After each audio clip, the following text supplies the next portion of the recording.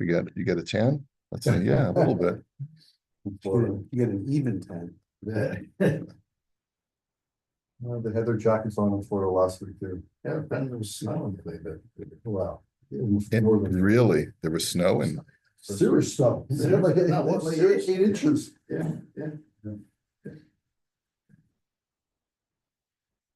Yeah.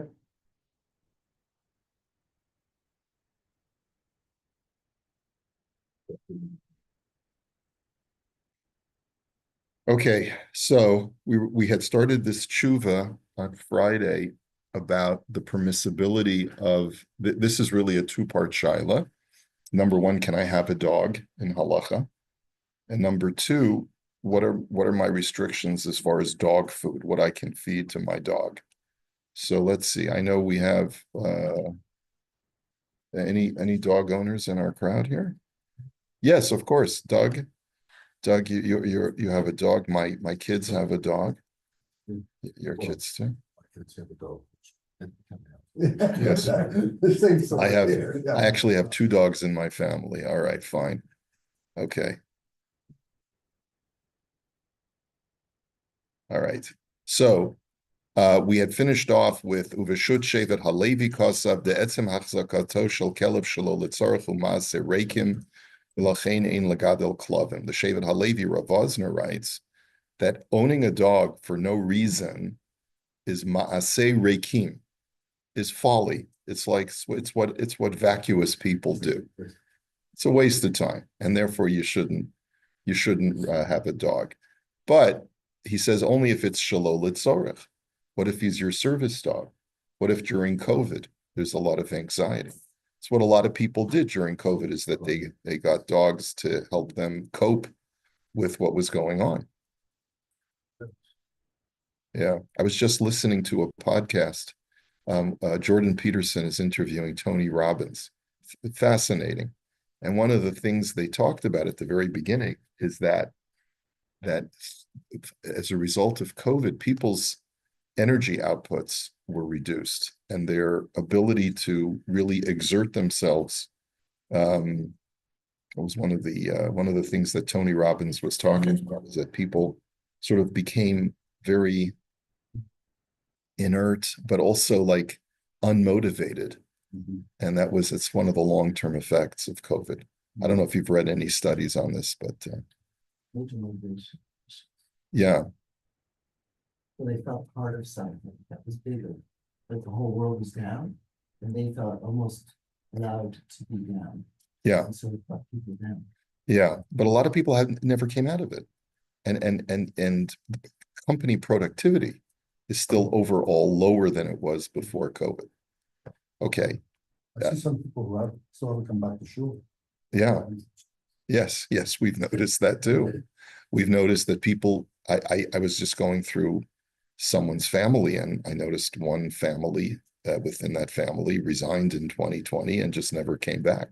And I think there are a number of people that are in that category. Anyway, the whole reason we got onto this discussion is because a lot of people, you could certainly justify getting a dog for emotional or psychological aid during a pandemic.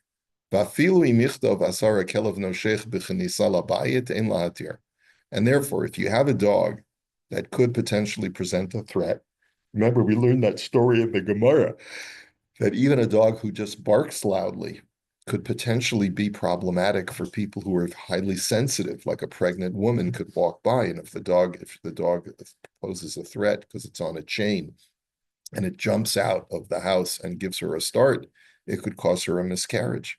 So, and therefore you shouldn't, even if you put up a sign that says dangerous dog, do not enter, you should still not permit it. Again, shelo litzorech, when there's no need. Ulam b'mifalim ha'meruchakim in ha'yishuv. He says, however, if you have let's say a warehouse that is far away from the community, she'ein derech b'nei adam lihistovev sham balayla, that people generally don't go. It's like an industrial complex. Nira shedino kamo ira smucha lisfar shemuter legadol haklavim.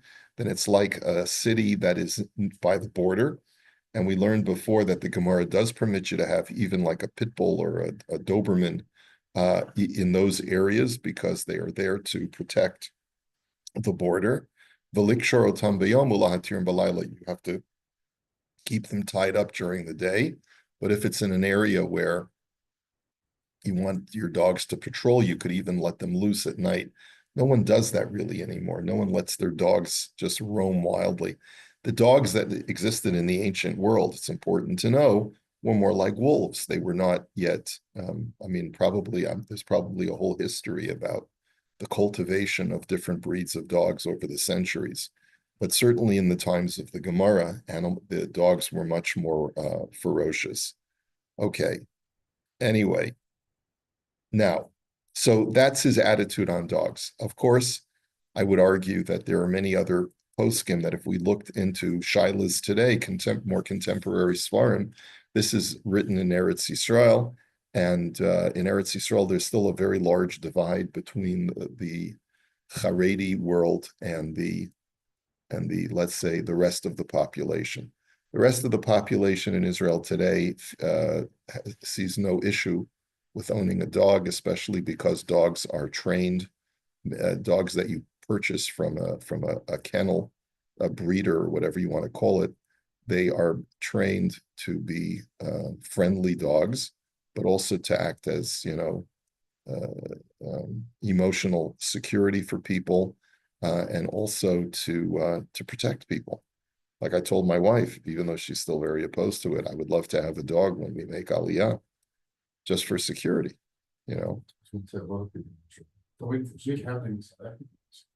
Really?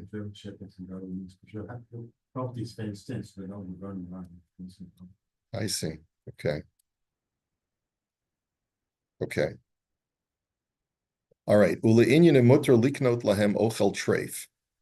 Now, as far as buying for them non-kosher food to feed them, Katav Maran b'Shulchan Aruch Kol Davar She'asur Min HaTorah Afal Pi Shemuter Bahana Im Hu Davar HaMiyuchad LeMa'achal Asur La'asot Bo Schora. So first of all, there's a halacha in Shulchan Aruch. It's a rabbinic law, but if something is forbidden for consumption, then you're not allowed to do business with it in halacha if it's biblically forbidden. So, for example, even though you're never going to eat it, to sell pork bellies would not be a good business for a Jew to go into based on this halacha. You're not allowed to sell non-kosher food. Now, there are qualifications to this, but let's see. V'hosif harama sham v'afilu liknoto lahachilo lepoalav goyim asur. And this is true, says the Rama, even if you wanted to purchase non-kosher food to feed to your non-kosher employees, that too is asur. This is not a very well-known halacha. We'll have to expand on it in just a minute. V'imkein mali po'alav nochrim mali klovim b'shnei asur.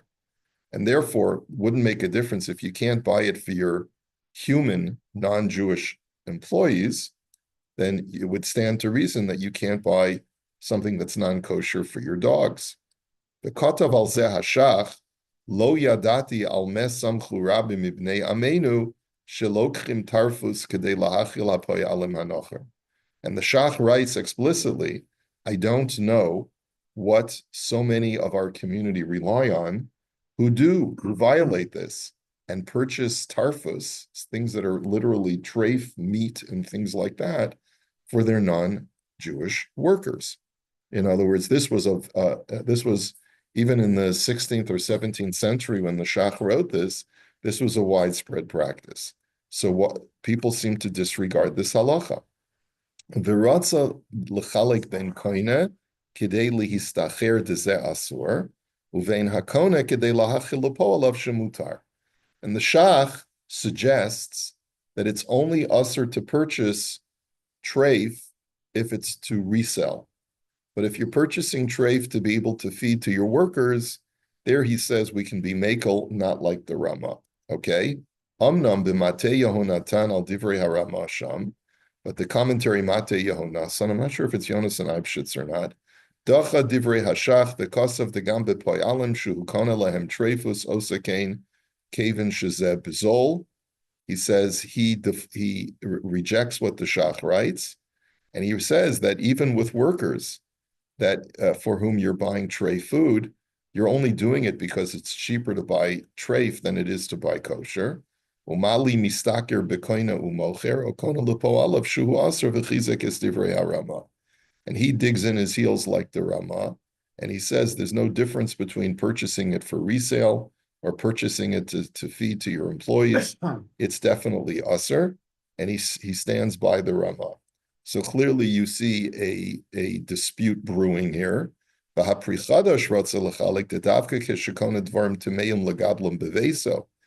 lahachilam lepoalav az aser dezedoim elischara. The Pri Chadash says it's only aser to raise pigs in your house so that you can slaughter them for your workers to feed them. That's what's aser. But to buy already prearranged meals, for your non-kosher workers, there's absolutely nothing wrong. If you're just purchasing food that is ready to serve to your workers, or they can just quickly prepare it on their stoves, mutter dezenechshav la'achila v'lo lischor, and that's perfectly okay. Aval harav pri toar hisig ala pri chadash because of the enchiluk kaven degam kishakona la'achilo miyad koines atreif beglal shu yoter zol v'zenechshav kischora sha'aser. The Pri Toar, who's a commentary on the Pri Chadash, disagrees with him, and again he goes like the Rama. He says there's no difference. The whole reason you purchase tray food is because it's cheaper, and therefore it resembles doing business with tray food, and therefore it's not permitted. Are we making a difference between prepared and not prepared? No one's made that difference yet, because when you say non-prepared, if you buy a raw pork chop, okay? So if you buy a raw pork chop or raw bacon, and the worker just has to put it in the frying, let's say you have a kitchen area for your workers, and they're going to prepare it there, that's considered okay to the Pri Chadash. It's just, having live pigs, that you let your workers slaughter. And would Ramah or Pri Chadash think any differently if there was no cooking? Is the issue because you might get mixed with food? No one's raised the issue of there's a fear that you're going to get it mixed with your own food. We haven't seen that yet. Does anybody bring up the argument that there's a benefit to this? Yeah, that's the argument. The argument is the reason you're serving them treif is because it's financially beneficial. So you're not meant to benefit from non-kosher. You're permitted to benefit from non-kosher food. When the Torah says you can't eat certain animals, it doesn't say that you cannot benefit from those animals. There's only an isser of hana'ah, what's called hana'ah in Hebrew, from cooking milk and meat together, right? But not from pig. As a matter of fact, what if I cook pig and milk? The poskim say that you're allowed to benefit from that because the Torah only prohibits kosher meat cooked with milk, not a non-kosher species. So that's a side issue. But here's what we'll eventually hopefully get there. When we say the word treif, what do we mean? Like, for example, you can have non-kosher chicken. Is that treif? That's treif because it wasn't slaughtered according to halacha. Yeah. So we put that in the same category. Same category as pig. Yeah. Anything that the Torah that is biblically prohibited. And what if it was checked correctly, but they found that it was kosher because of other things? That's really treif. But it's, What does the word terefa mean? That means that it's not. No, the word terefa literally means that it has one of its organs torn. So if you slaughter an animal correctly, and then you discover that it's got serious abnormalities in its major organs, that is the classic definition of terefa. So that you can use that. Therefore, what we're talking about is that type of meat also is coming by this. What we're talking about. It's also prohibited, yeah. So how does this have reference to if I have customers that are not Jewish who show up and I want to order something around the corner for them to eat? That's what we're trying to figure out, Moish. That's what we're timing, like, what the reasoning, like. Yeah. It's all got to do with this rabbinic prohibition that you shouldn't do business with non-kosher food. And the Ramah extends it to feeding it to your employees. And so let's see, because that's also a form of enterprise. It's a form of generating income through non-kosher food. Nimsa dahadavar shanoi b'machlokes haposkim. So it turns out that this is a machlokes of the poskim. Dilafi harama asr lahachil klavim oichalo kasher uladas hashach mutar. That according to the Rama, it'll be usher to feed non-kosher dog food to your dog. But according to the Shach, it's mutter. Like no one even thinks that this is a machlokas. Like I had a dog when I was a kid. Whoever thought that this was an issue? I remember the issue of milk and meat, but I never thought that there was an issue about just non-kosher food. And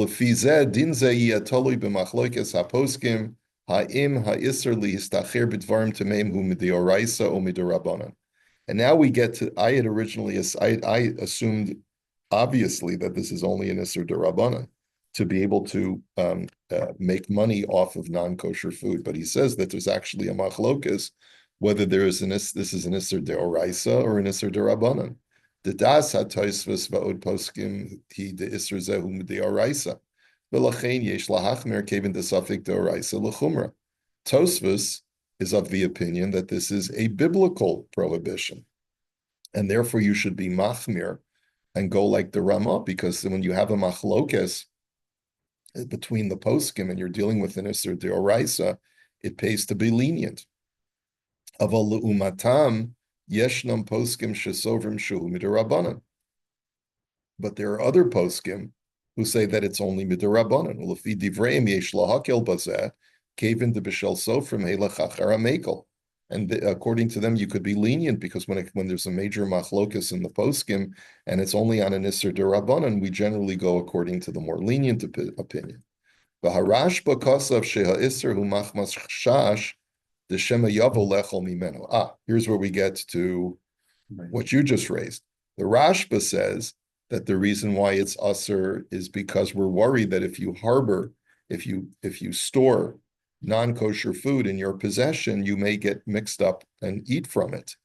Well, yesh makom lahatir al yidei sheyikna lekelav oichel hamiyuchad leklavim shebnei adam lo ochlim oto v'lachein ein chashash shema yovo lechol mimenu.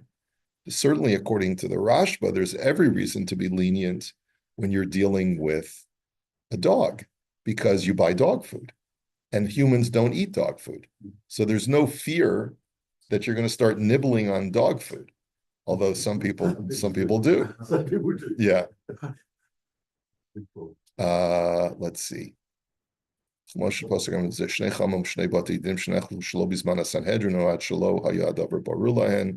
Bein bisman echad, bein bisman achar zeh, echad metaher ve'echad metame, echad oiser ve'echad matir. Im eincha yodei alahechan hadinot. The Rambam writes explicitly that if after the times of the Sanhedrin, you have a machlokes of the poskim, and you're not sure which one is more correct than the other, b'shal Torah heilach achar hamachmer, b'shal sofrim heilach achar hamekel. Then when you have a biblical prohibition, go after the machmir. When you have a rabbinic prohibition, go after the mekel, go after the more lenient position. We don't always apply this, but Rav Shiraga wishes to apply that principle in this situation. And therefore he says, we can definitely, since most of the poskim hold that this is only an Isser D'Rabbanan, we can certainly be lenient and tell you that you can certainly feed non-kosher dog food. Here, he doesn't address the issue of basar b'chalav. I wish he had, because that's a very important issue as well. There's so much more here. I'm a little disappointed in the terseness of this tshuva, because there's a lot more here that needs to be addressed. So we're going to take a look at the Aruch HaShulchan on this halacha in Yoredeya Siman Kuf Yud Zayin Sif Aleph, where this halacha actually appears. So let's take a quick look.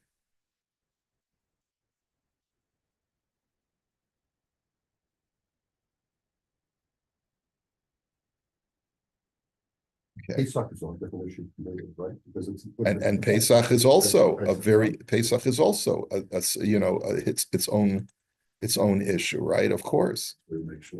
Yeah. So Yoredeya. Give them shawarma, so. What is kibble? Kibble is like it's like the dry pellet food. So Yeah, to but make- doesn't that have chametz? No, to make sure that it doesn't get it without it listed as having chametz. Probably some of the dogs won't eat, when they're used to eating, certainly they won't eat it. Put it this way, when the dog gets hungry, it eats what it eats. So I know that there's a whole shaila whether you're allowed to own stock in McDonald's or let's say a restaurant chain.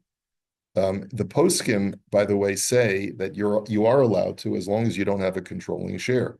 If you're a shareholder and the company makes decisions completely independent of you, then you're not considered to be doing business directly with non-kosher food. You're doing business with a mega corporation that does business with non-kosher food. Even if the principal shareholder like Starbucks would be a Jew. Yeah, that would make no difference. And certainly a company like Starbucks, your few hundred shares you're not going to have any influence over the company. And even if you were, it's arguable that at least a large percentage of Starbucks foods are kosher. So I don't even see, even if you did have a controlling share, I'm not sure that there would be a problem.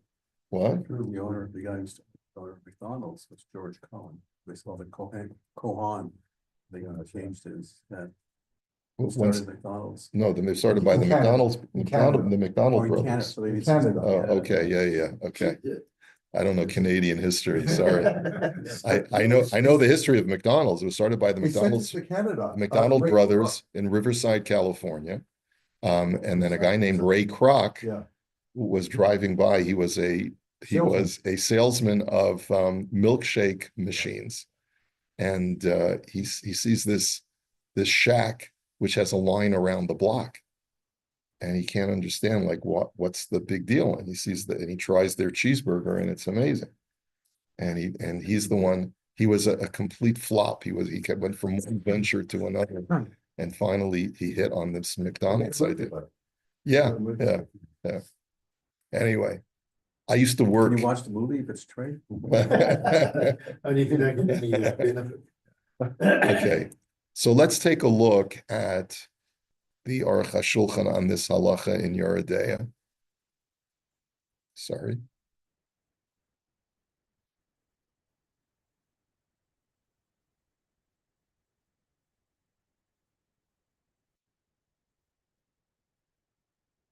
So the source of this halacha is a Mishnah in Maseches Shavios having to do with the laws of Shemitah. Ein osin schora b'peiros Shavios, v'lo b'bechorot, v'lo b'trumot, v'lo b'nevelot, v'lo b'treifot, v'lo b'shkatzim, v'lo b'ramashim. That you're not allowed to do business with Shemitah produce because Shemitah produce is aser b'hana. But you're also not allowed to do any business with firstborn animals that are meant for the altar, even if they develop a mum. V'lo b'trumos, not with truma tithes.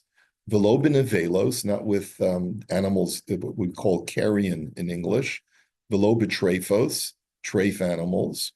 V'lo b'shkatzim, v'lo b'ramashim, nor with animals that are shkatzim and ramashim, like rats, bugs, the things that you find in the Chinese market, where bats, things that people eat. Things that move. Anything that has its back to the sun is food. That's the saying in China. It's got its back to the sun, it's food. Okay. Tzayade chaya ofos v'dagim shenizdamnu lahem minim tameim mutarim lemachran.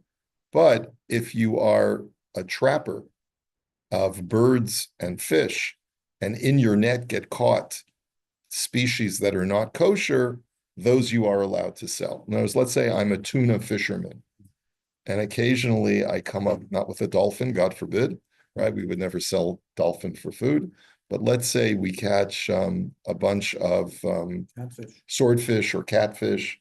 Although you're not going to find, you won't find catfish in the ocean. No. Yeah. Sharks. Yeah. Okay. Squids. Those you're allowed to sell because that was not your primary objective. Uvipsachim v'plukta dechizkiya v'rabavo d'shnei modem dehecha dechtiv lo ye'achel b'tzeira echad iser achila v'echad iser hana b'mashma. That when the Torah says lo ye'achel, or I think that's is the way that what he means with a tzeira, the a sound, then that implies, according to some machlokas, what that implies an iser hana as well. Parach hashas v'harei shratzim derachmana amar sheketzu lo ye'achel utanan sayadi chayofus v'dagim utarm l'macham v'tar shani hasam da'amar kra lachem shalachem yehei. So the Gemara asks the question over there. It says lo ye'achel by shratzim, with let's say rodents and let's say insects and things like that. And yet it says that if you catch non-kosher species, you're allowed to sell them, since that wasn't your primary objective. So how do you reconcile that? What right do people have to sell non-kosher species? So so the Gemara answers, Shiny hasam da'amar kra lachem shalachem yeh, because there the Torah says lachem, lo ye'achel lachem. It still belongs to you. So that's a special exception by certain species. Uparech ihachi afilu lechatchila nami, umetarid shani hacha damar kra yihiyu bahavyasan yehei ad kan l'shana. So the Gemara then says, then if the Torah says it's lachem, it belongs to you, then why can't I sell these things lechatchila, and just why am I only allowed to sell them if they happen to get caught in my net? So the Gemara answers, because the pasuk also says, Yihiyu, they shall be, they retain a certain status of Isser. Now, the Aruch HaShulchan's objective now here is to go into an analysis of this Gemara. So first of all, he wants to clarify. He goes through the whole discussion of how you understand that Gemara. We're not going to go into that today. But then now he's going to clarify for us how this halacha translates. First of all, he says, Ve'ein ha'isr ela b'midi da'achila. The prohibition for doing business with non-kosher animals is only when it's for food. Aval susim u'gemalim shehin rakli malacha. But if you want to trade in horses and camels, that's not meant for food. Enam bichlal isr zeh u'mutar lischar bahen. That you certainly are allowed to trade in. Ulahedja ita kain b'Yerushalmi sham, and that's what the Yerushalmi says explicitly. V'yesh mi sheshal dehim ha'isr mideoraisa atu la'achila davka ksiv.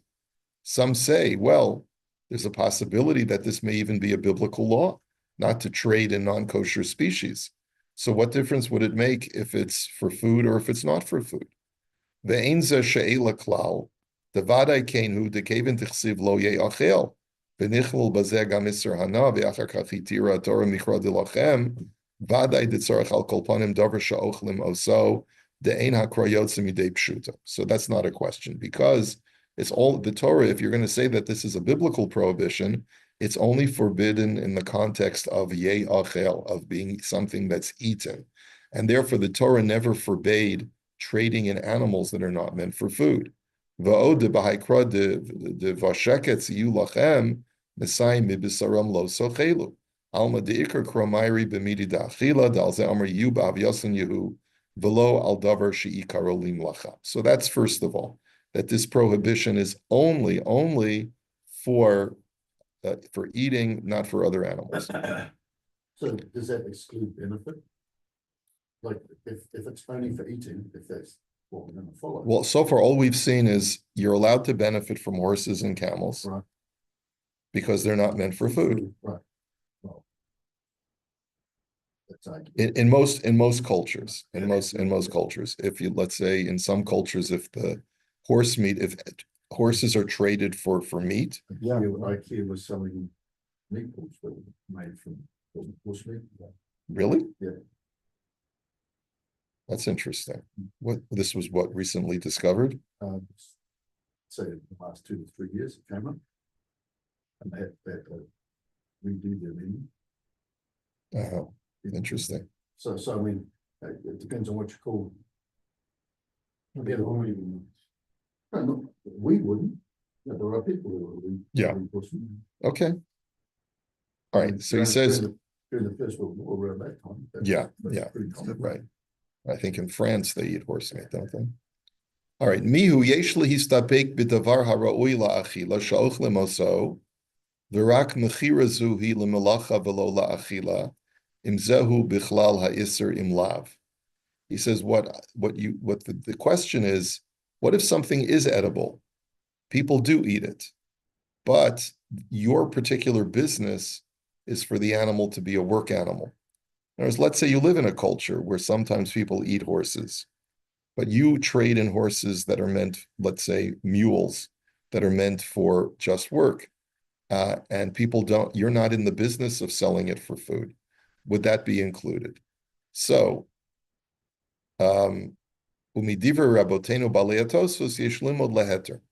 He says that I could also permit, and we'll have to wait until tomorrow. I want to continue this discussion because it's quite relevant. This whole issue of trading in non-kosher food and benefiting from non-kosher food is very relevant. Okay, so we'll hold it here for today.